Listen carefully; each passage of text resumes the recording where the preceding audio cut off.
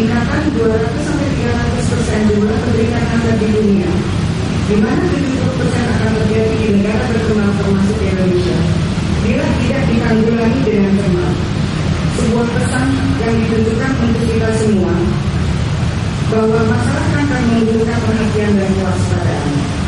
Fakta lain memperlihatkan bahwa saat ini di dunia, angka kematian karena penyakit ini menempati peringkat pertama di atas kematian karena penyakit jantung, stroke, bahkan bila diakumulasikan kematian karena HIV/AIDS, malaria, dan TBC.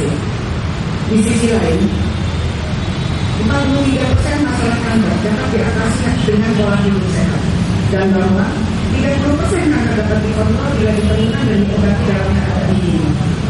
Semakin jelas bagi kita bahwa kanker bukan hanya masalah di bidang medis, tetapi merupakan penyakit yang sangat berhubungan dengan pola hidup di masyarakat. Bahwa kanker makin lama makin meningkat, dan ini kita harus akui, karena kami pun juga mengalami suatu tentunya fakta atau data yang memperlihatkan di mana pasien-pasien kanker ini melebihi dari kapasitas rumah sakit yang kita punya ini. Dan memang juga dikatakan oleh dunia, oleh Global Burden Cancer, diperkirakan insiden kanker di Indonesia meningkat sebesar 134 per 100.000 penduduk.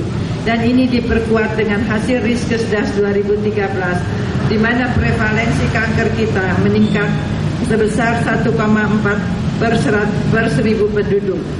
Meningkatnya mortalitas dan morbiditas penyakit tidak menular, tentunya termasuk kanker, merupakan suatu masalah di samping penyakit menular yang belum selesai kita lakukan di bangsa kita, di bangsa Indonesia.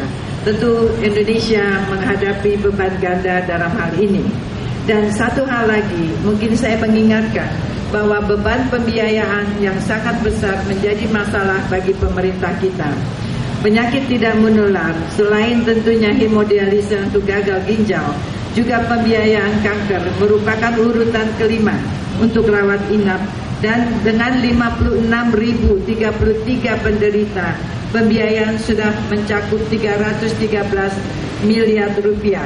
Angka ini pasti meningkat jika kita tidak melakukan pengendalian secara optimal. Tentu tadi dikatakan juga oleh Ketua, pengendalian penyakit kanker di Indonesia akan berhasil bila mana kita melakukan penerapan strategi penanganan secara komprehensif, terorganisir, terkoordinasi dan berkesinambungan yang dilakukan oleh seluruh jajaran pemerintah, tentu lapisan masyarakat, organisasi profesi, LSM, swasta dan dunia usaha, dan seluruh individu masyarakat. Mari kita meningkatkan kepedulian, kewaspadaan masyarakat tentang kanker, serta pola hidup sehat sebagai pencegahan. Saya kira Prof. Suhartati, pola hidup sehat ini dipikirkan bagaimana caranya menggerakkan agar masyarakat kita mengubah mindsetnya, mau melakukan hidup sehat. Saya kira mari kita mulai dari diri kita sendiri, jangan makan terlalu banyak, barangkali itu salah satunya. Kemudian kita mengimplementasikan program kerja penanggulangan kanker secara paripurna. Sekarang sudah ada kerjasama antara pemerintah, profesional, LSM atau masyarakat madani, dan saya kira juga dengan private sector, dengan segala pihak. Saya kira kita perlukan agar kita bisa melakukan mulai dari promotif sampai ke rehab paliatif.